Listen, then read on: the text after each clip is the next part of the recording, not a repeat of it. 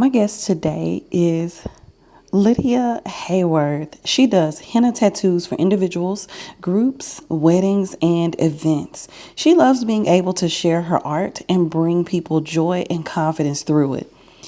She also works as the program assistant for the Cruz Center for Entrepreneurship at the University of Memphis, where she loves getting to support and empower other students to pursue their ideas. She's worked to create and sell art since she was very young.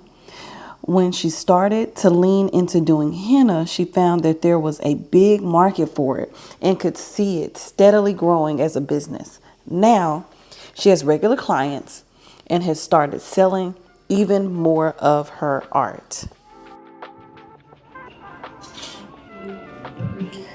Welcome to the Entrepreneur Happy Hour, where we dive into the world of business. I'm your host, Kimberlee Deneice, and each week we will bring you inspiring interviews, insightful business trends, and stories from entrepreneurs around the globe. Join us as we explore their journeys, uncover the highs and lows, and everything in between. Whether you're an aspiring entrepreneur or a seasoned business owner, there is something here for you. So sit back, relax, grab your favorite beverage, and let's talk about business.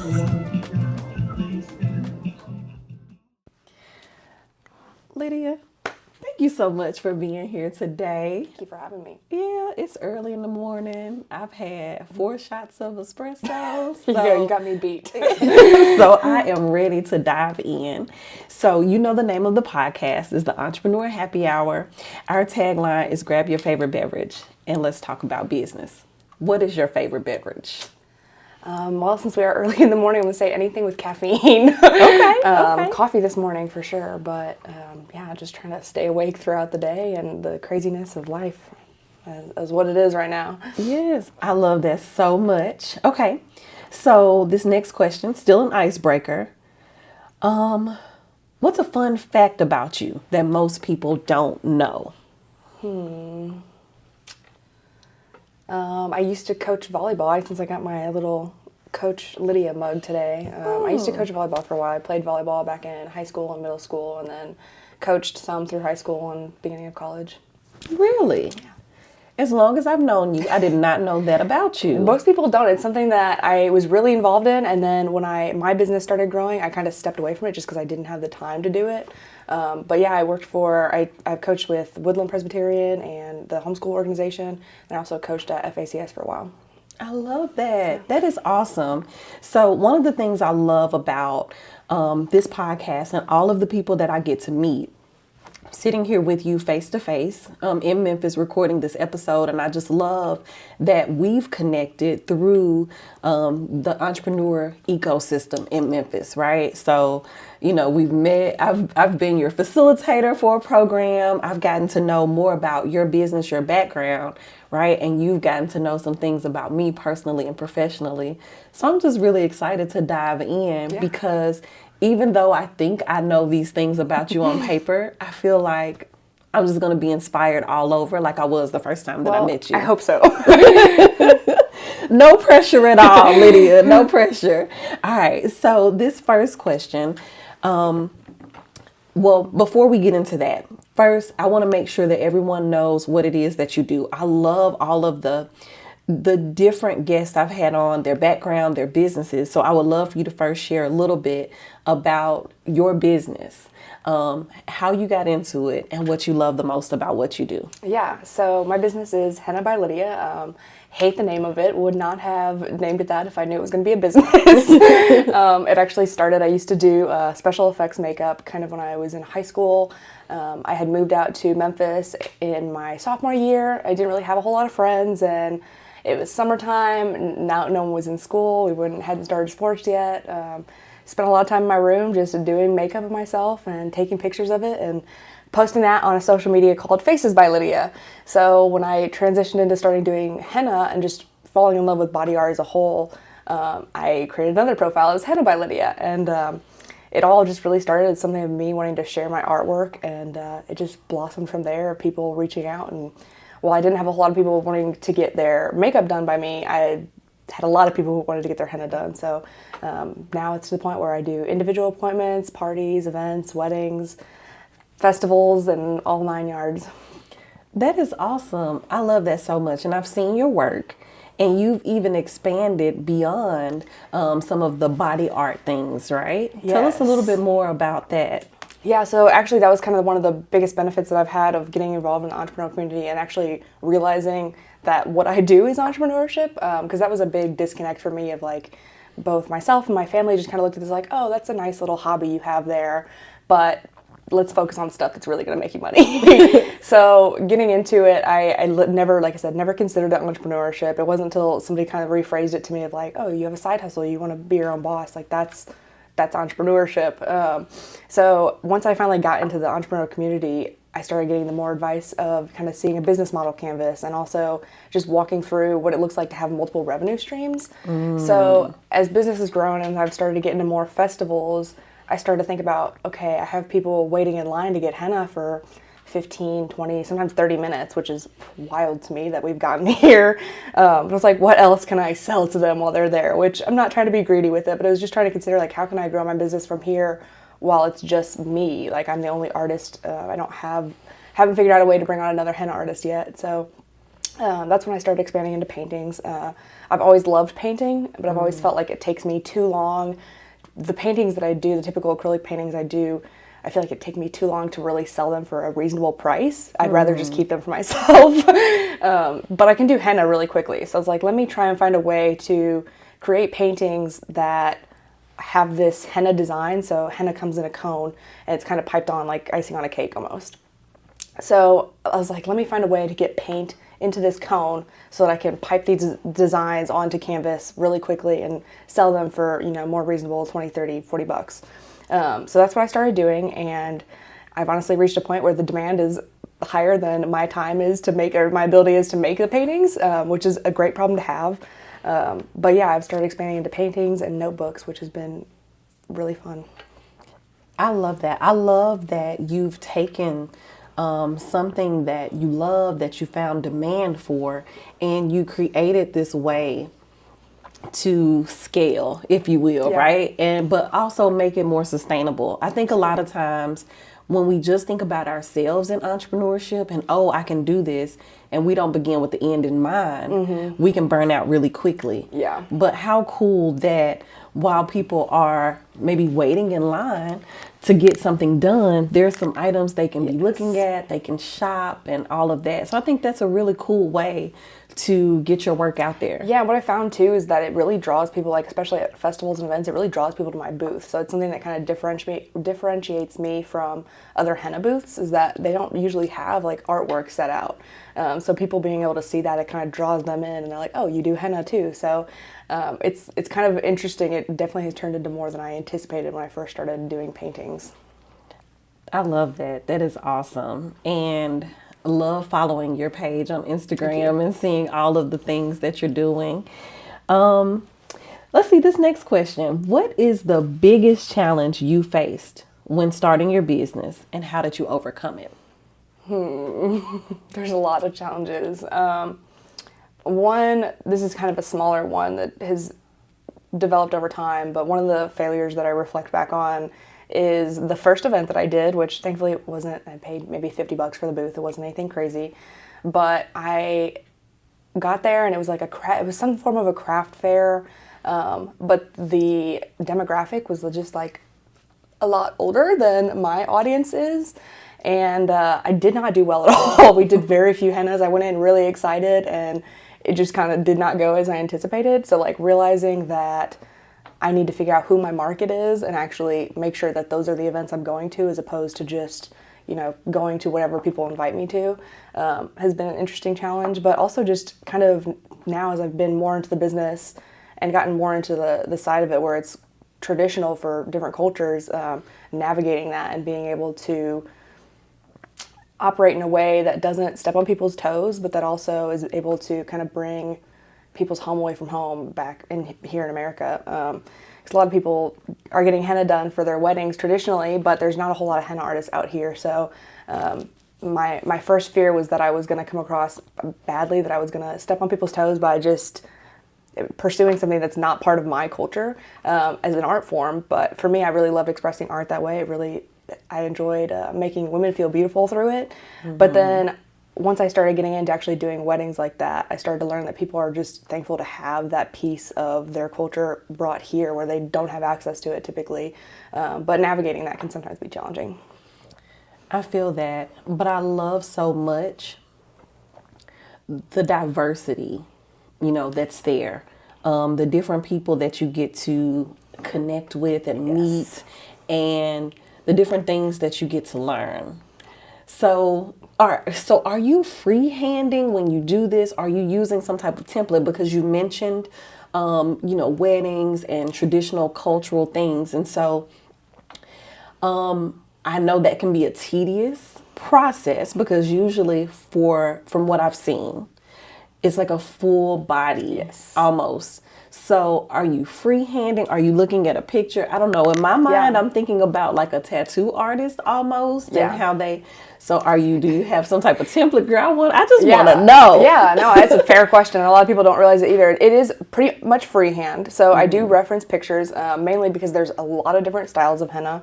And as I get more into the cultures that are really have henna as part of the tradition, each culture has a different style associated with it. So I like to make sure to get pictures so that I'm within the style of whatever person is, sitting at my table. But other than the reference picture, usually, sometimes I'll get a picture of a hand, but then they want that to go all the way up to their shoulder and across their back and chest and legs. So being able to kind of manipulate the designs so that it flows nicely and is also flattering to your body. But yeah, it is all freehand. I have been challenged recently with some people who are looking for, it's a mix of people who are getting traditional henna designs versus people who want to like test out tattoo ideas. So they're getting animals or skulls or things that are maybe a little bit less or more outside of my comfort zone. So that's been a learning experience lately. I've considered, I know some henna artists do use like the stencils that like tattoo artists will.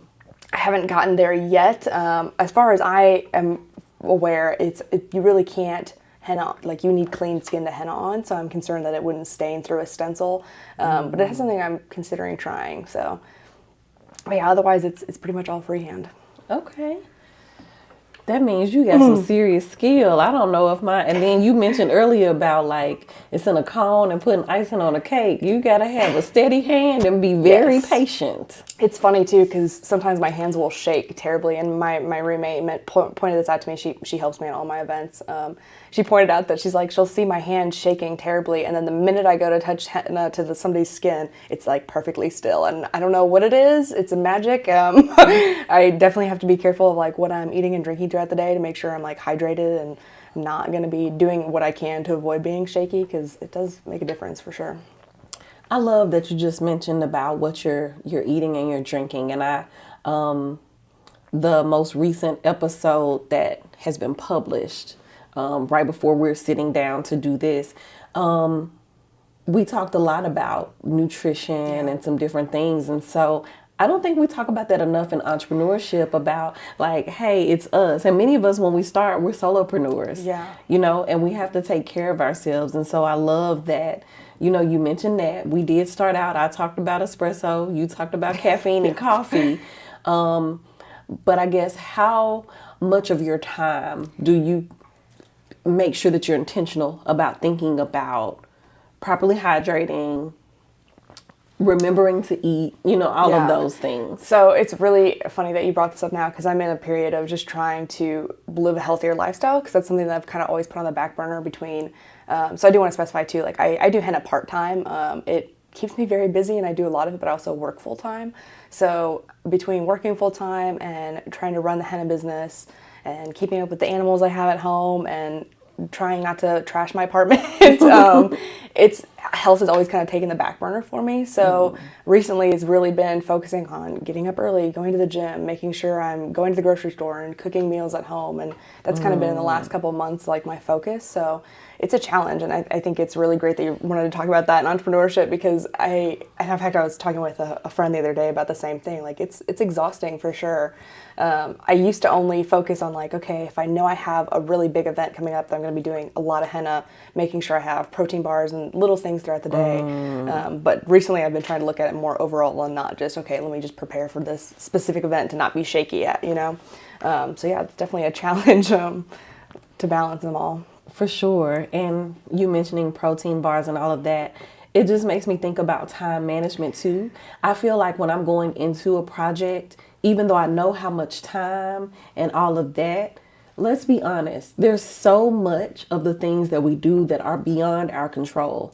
We can plan, and it's really good to have a plan in place and to think about things, but there's a lot of things that may happen during the actual run of show or whatever it is that we're doing that it's out of our control. Yeah. So I think trying to be prepared on the front end, Yes, right? exactly. So I think thinking about the fact that, hey, I need to eat, I need to drink. So having protein bars, maybe having water bottle, you know, whatever it is proactive, right? Yes. Instead of I'm at an event and maybe I don't have anybody there helping me, right? What am I can't gonna do? leave. You can't Yeah. leave. It reached a point where at this point I have a big henna backpack and it has all granola bars, protein bars. It's always stuffed with some kind of like a replenishment, I guess. And then I have a giant water bottle that I take to my events because I realized that was an issue. It's just like if I'm taking a normal sized water bottle, I don't have a chance to go and refill it throughout the day. So I have this, like, it is massive, and I've had people comment on how big it is, but I'm like, hey, it gets me through. It lasts the day, keeps my water cold. So appreciate that too. I love that so much. I want to kind of wrap this up and ask you, I know this is all still kind of new for you. As you stated, you know, this is something that you do part-time, but it has blossomed and gotten bigger than I think you initially imagined it to Absolutely. be, right? So you have a full-time job. No shame in that. A lot of entrepreneurs continue to work full-time. Yeah. They start their business. I know people with successful businesses that haven't left their jobs. And so, first of all, shout out to you for being able to manage all of the things. But I really want to just kind of land the plane here asking you about one of the most important lessons that you've learned so far that you wish you had have known when you first started. There's a lot of those. There's a lot of those, honestly. It's definitely been a challenge. Like you said, like I never anticipated this. I never even anticipated this being a business when I first started doing henna. So a lot of it has been working backwards to add the business structure to something that I thought was just a hobby. But actually one of the biggest pieces that I take away is something that you had told me back in the Co-Starters program, of like setting aside a specific day to go handle like the business side of my business and actually sit down and make sure I'm doing the record keeping the way I need to be, and actually setting a specific time aside for that, because otherwise it'll just get pushed to the wayside and never know how to keep up with it. So that's been a big part of it. But yeah, really just being conscious about time management is a big part of it. That's a really good way to like wrap this up. Time management. Yes. I love that.